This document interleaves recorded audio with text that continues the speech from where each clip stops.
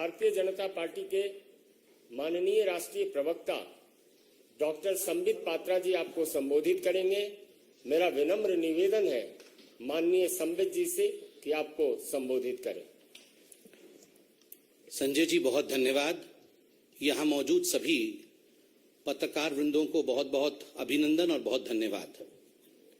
एक बहुत ही गंभीर विषय को लेकर भारतीय जनता पार्टी ने आज ये प्रेस कॉन्फ्रेंस बुलाया है और आप सभी जानते हैं गुजरात दंगे 2002 में जिस प्रकार से तत्कालीन मुख्यमंत्री गुजरात के और वर्तमान के हमारे प्रधानमंत्री माननीय मोदी जी को अपमानित और उन्हें बदनाम करने की चेष्टा उस समय की political party, ruling political party Congress ने जिस प्रकार का षड्यंत्र रच के किया था, समय के साथ धीरे धीरे परत दर परत सच्चाई सामने आ रही है।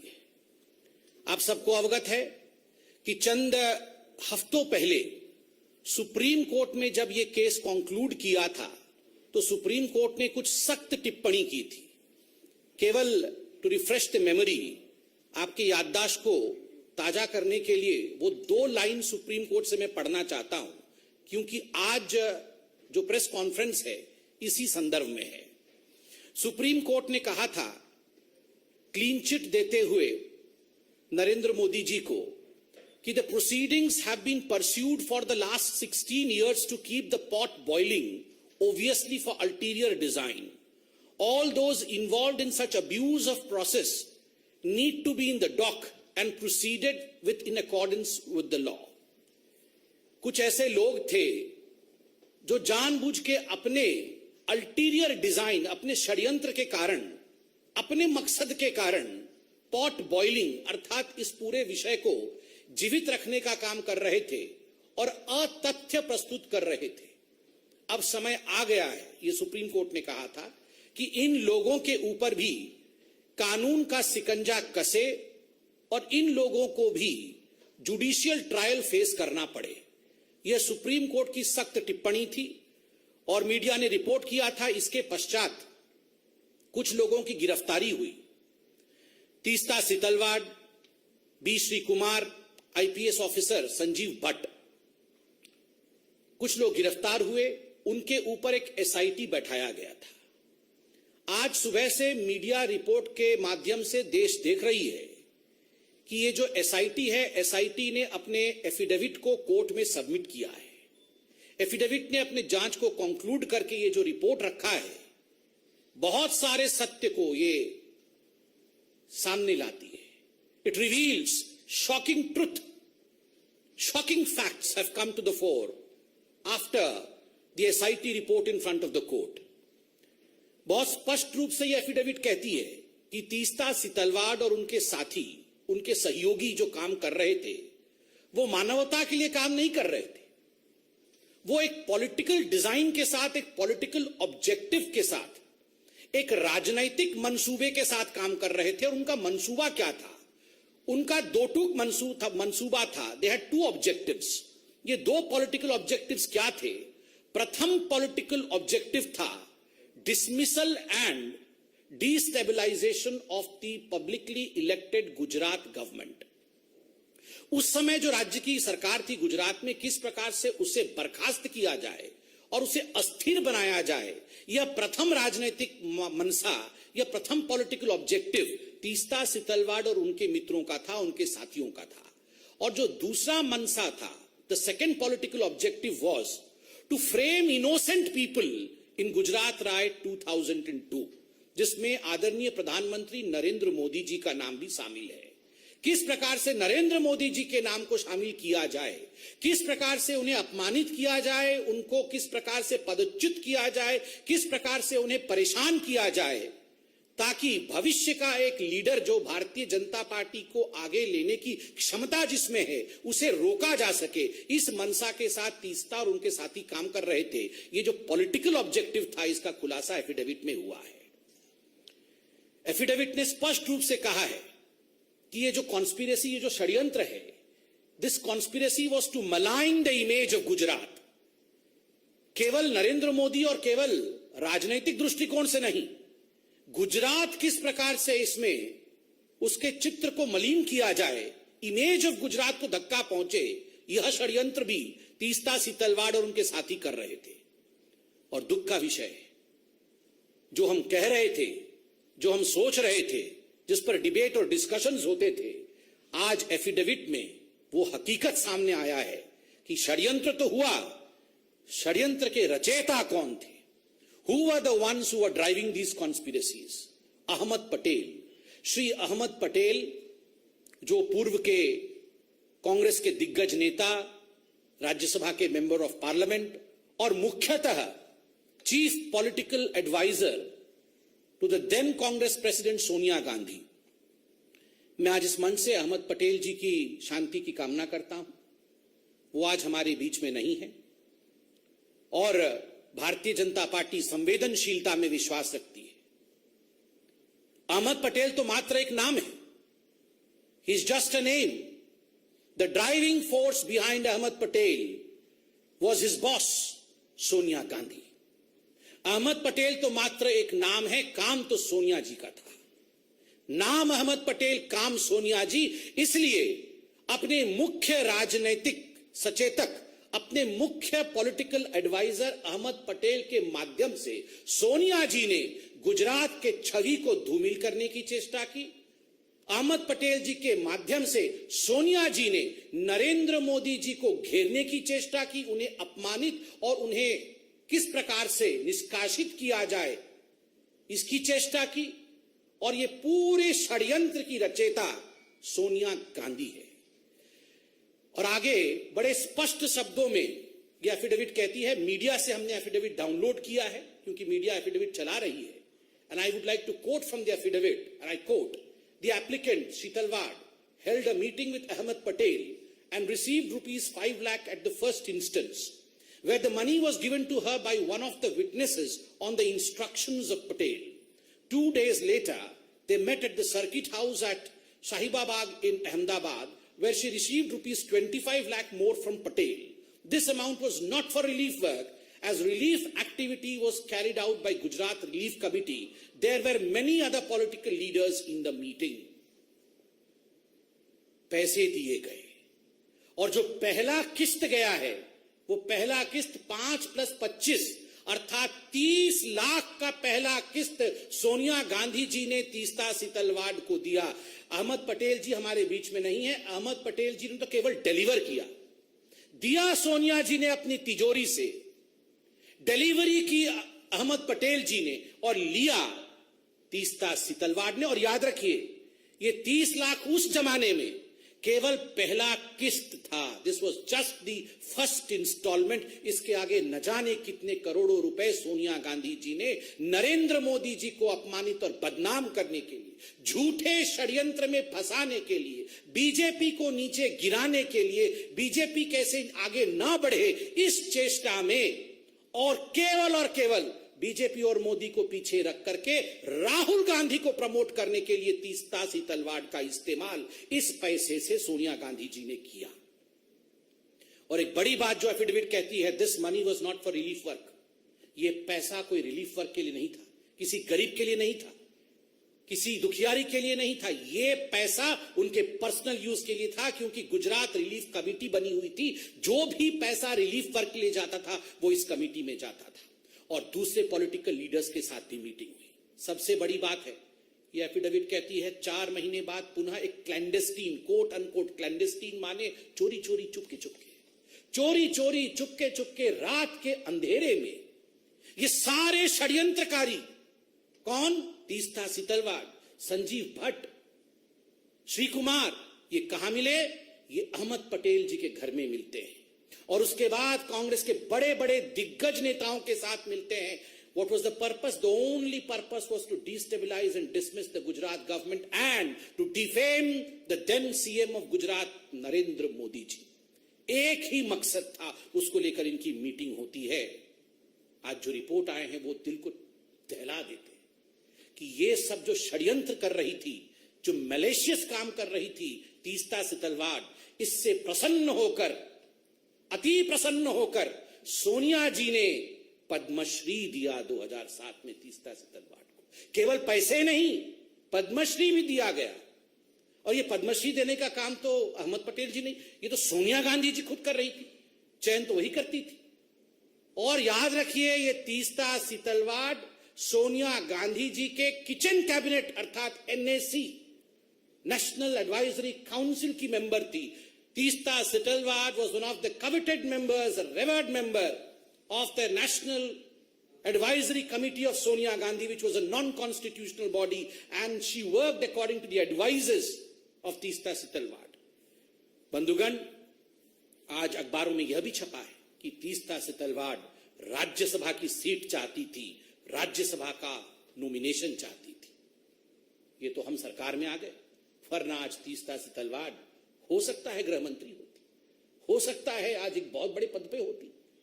किस प्रकार से ये सरकार पहले चल रही थी।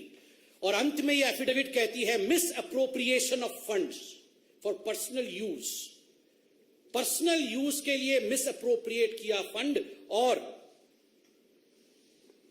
ये जो फंड मिस अप्रोप्रिएट किया, इसका एक एफआईआर हुआ था, फिरोज खान पठान ने किया था गुलबर्ग सोसाइटी के। गुलबर्ग सोसाइटी के खुद फिरोज खान पठान ने किया था कि पैसा तो हमारे नाम पे इकट्ठा किया, म्यूजियम बनाएंगे ऐसा कहा, किंतु ये सारे पैसे आपने खर्च किए अपने ऊपर। और मैं आज एक मोटा सा दस्तावेज लेके आया हूं। ये जो दस्तावेज है, ये बीजेपी का दस्तावेज नहीं, ये हाई कोर्ट ऑफ गुजरात का जजमेंट है। आप सोचिए जरा, सुनिए जरा, मैं पढ़ता हूं। द डाटा रिसीव्ड, मैं आपको एक एक करके पढ़ के सुनाता हूं कोर्ट के ऑब्जर्वेशन क्या था। Money which was meant for the poor and the needy have been misappropriated by the applicants for their own materialistic pleasure and comfort. Huge amount has been used for the purchase of items like wine, shoes, holiday resorts, air tickets, etc. Wine or shoes, holiday resorts. ये है तीस्ता सितलवाड़ की हकीकत। Wine and shoes, resorts, गरीबों के पैसे के ऊपर इस प्रकार का जुल्म। और सुनिए कोर्ट क्या कहती है। The statement of the 13 witnesses recorded till date clearly indicate that not a single rupee is received by them. Them means जिन्होंने केस किया है, by them towards financial aid or rehabilitation or construction of museum.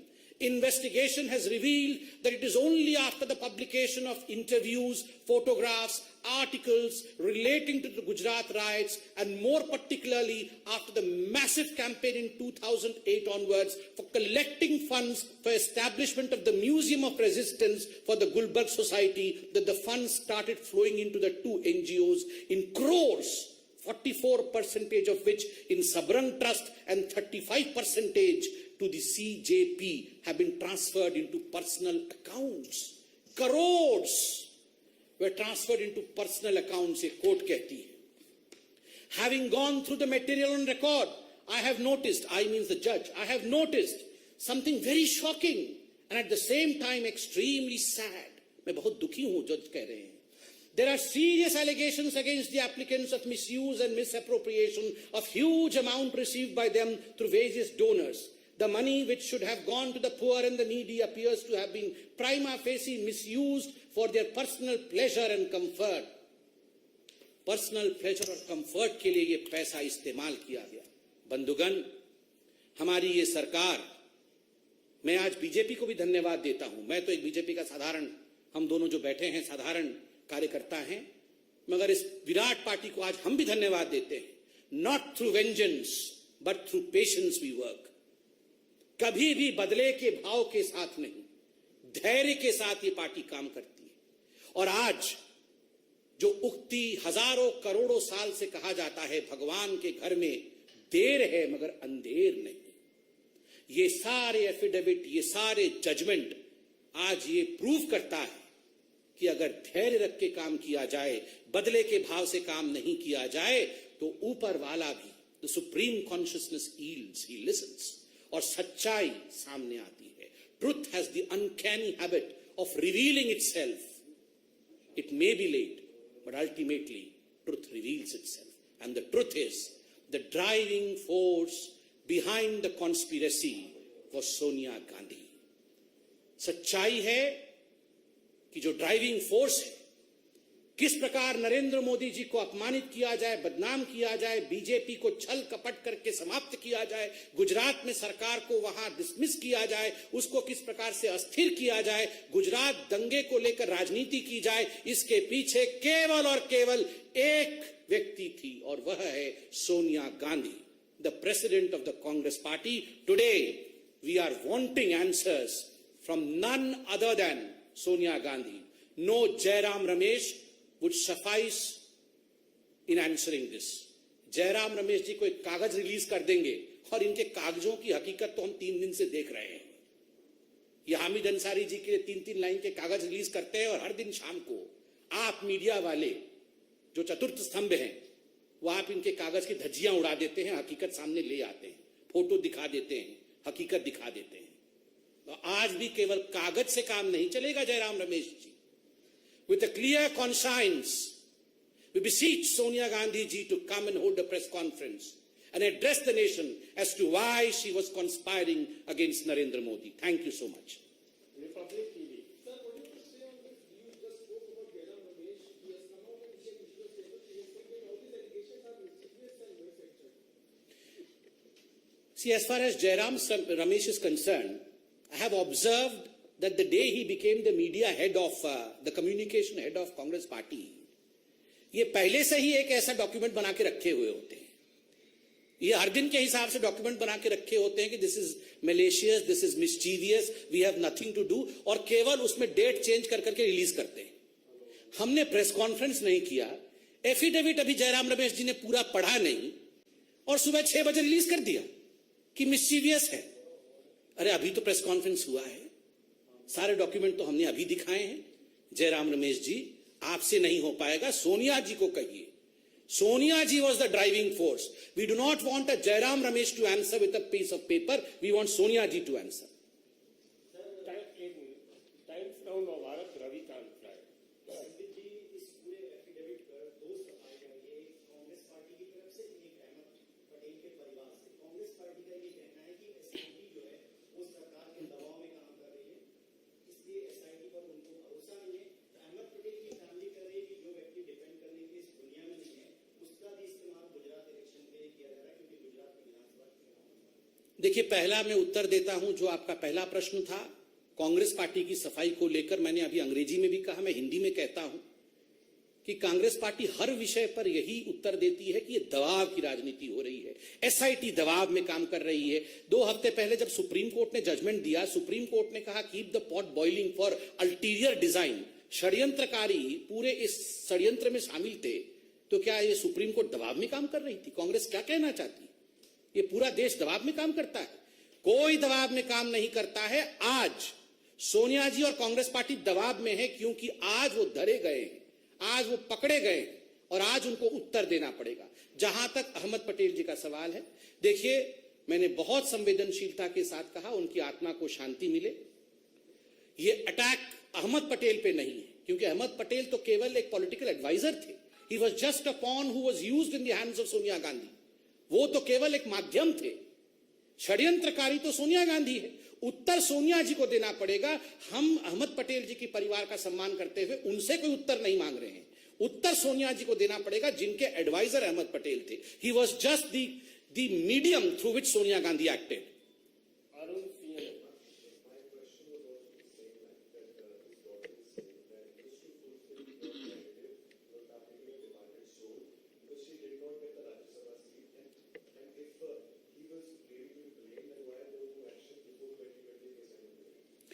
See, I have answered the 2 parts to it. As far as the last part is concerned, why no action against people?